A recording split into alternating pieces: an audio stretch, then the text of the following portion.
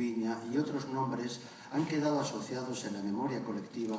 a una de las operaciones fulminantes y efectivas a las que los españoles no estábamos acostumbrados. Una operación que se gestó durante la noche y que permitió detener a los capos más significativos cuando estos aún no se habían levantado de la cama. En aquella denominada Operación Nécora ya pudimos comprobar que en España había un juez decidido a imprimir otro ritmo al siempre tedioso y enrevesado procedimiento judicial. Un joven juez de la Audiencia Nacional se dispuso a acabar con algo que parecía imposible: la impunidad de una sociedad mafiosa cuyos miembros parecían intocables en una zona de España absolutamente filtrada por las redes de un clientelismo secular creadas y nutridas por ellos. Vendría luego aquel aldabonazo en pro de la justicia universal que supuso la detención en Londres en octubre de 1998 de Augusto Pinochet, el expresidente de Chile, siguiendo el auto de procesamiento dictado por Garzón por presuntas violaciones de derechos humanos en su país natal. Casi 2 años después, el dictador chileno regresaba a su país tras ser liberado por el gobierno británico, pero aquel incidente quedará en la historia como uno de los intentos por mostrar que la humanidad solo es una y que los que atentan contra ella han de ser perseguidos allá donde se encuentren. Algunos españoles hemos crecido en el continuo sobresalto del terrorismo. Buena parte de nuestra vida se ha desenvuelto bajo la amenaza constante de ETA, una organización que nació alrededor de la década de los 50 y que cobró una inusitada virulencia precisamente cuando los españoles habíamos conseguido un consenso constitucional integrador de todas las fuerzas políticas que nos iba a permitir comenzar una etapa de convivencia algo nada frecuente en España. Aunque era sobre todo el País Vasco el escenario de muchos de aquellos atentados, ninguna zona de España era desdeñada como objetivo del terror en una especie de macabra vertebración del territorio. Por ello, cuando pensamos en cómo Baltasar Garzón se enfrentó al terrorismo de ETA, comprendiendo que el protagonismo de las acciones no solo correspondía a sus ejecutores, sino que existía un nexo de unión y un intercambio de papeles entre el brazo armado de la banda y la organización política que le daba soporte. Nunca le agradeceremos bastante su crucial contribución a que tiempo después, y tras una paulatina degradación, ETA se viera abocada a declarar un alto el fuego, permitiendo de esa forma que desapareciera de nuestras vidas. Como tampoco olvidaremos su infatigable labor en defensa del reconocimiento de las víctimas del franquismo, a pesar de los múltiples obstáculos que se han ido levantando en ese camino por conseguir de una vez la reparación de una injusticia histórica,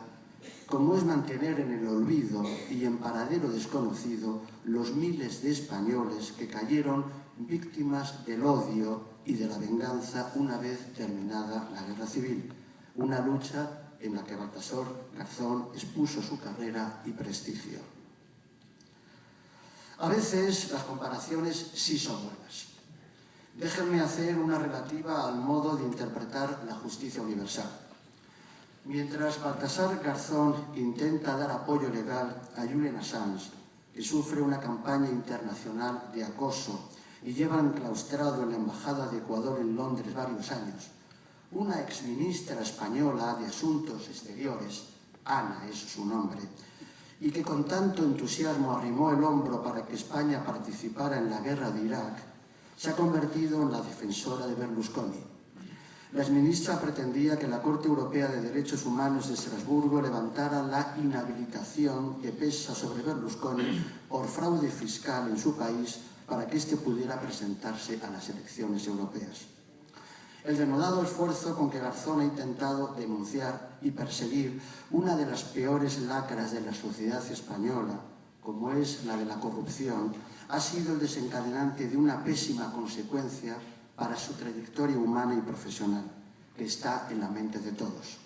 La investigación de una de las tramas corruptas que bien pudiera servir de ejemplo y paradigma de las muchas que se han ido tejiendo durante estos años en torno a las administraciones públicas tuvo un abrupto e indeseado final, privándonos del necesario esclarecimiento de unos hechos y unas prácticas que de forma tan demoledora han influido en la crisis que estamos padeciendo. No obstante, su trabajo no será baldío, no solo porque con mayores o menores obstáculos proseguirá la instrucción de las causas abiertas, sino porque su continua denuncia encuentra eco en otras voces hasta ahora más apaciguadas.